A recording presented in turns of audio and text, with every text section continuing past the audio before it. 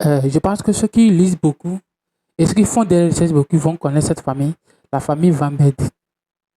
C'est Van Berlit, hein, comme c'est Van Berlit. C'est la famille, l'une des familles qui est l'une des familles qui a commencé l'Amérique avec des fortunes énormes.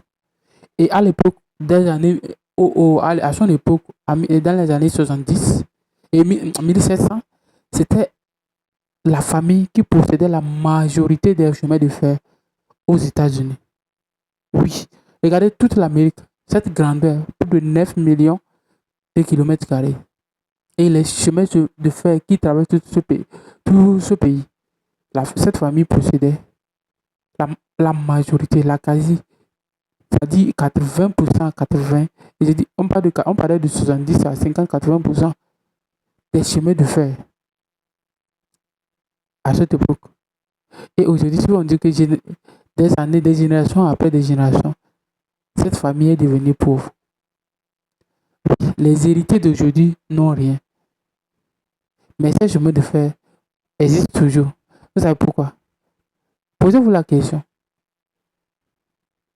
C'est pour ça que je dis toujours, dans la vie, si tu n'as pas de la discipline, si de génération en génération, tu n'as pas inculqué à ta famille, à tes générations, si eux aussi, ils n'ont pas su inculquer à leur génération, de génération en génération, ce qu'ils doivent faire pour toujours garder l'empire, vous allez échouer.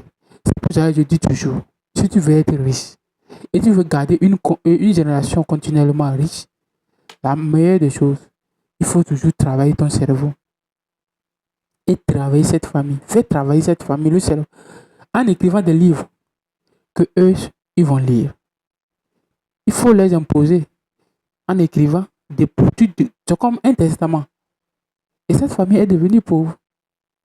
Aujourd'hui, les héritiers de ça, et de Van Vliet, ils n'ont rien. Ils sont pauvres. Parce que quoi? Parce qu'il y a eu la mauvaise gestion. Il n'y a pas eu du sérieux. Et l'empire aujourd'hui, ça n'existe plus. C'est en ruine. C'est une leçon. C'est une leçon. Et c'est une leçon pour les héritiers qui héritent et qui ne savent pas comment gérer.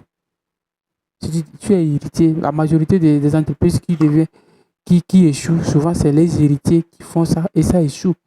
Oui, mais c'est rarement ceux qui créent leurs entreprises et ça échoue dans leurs mains.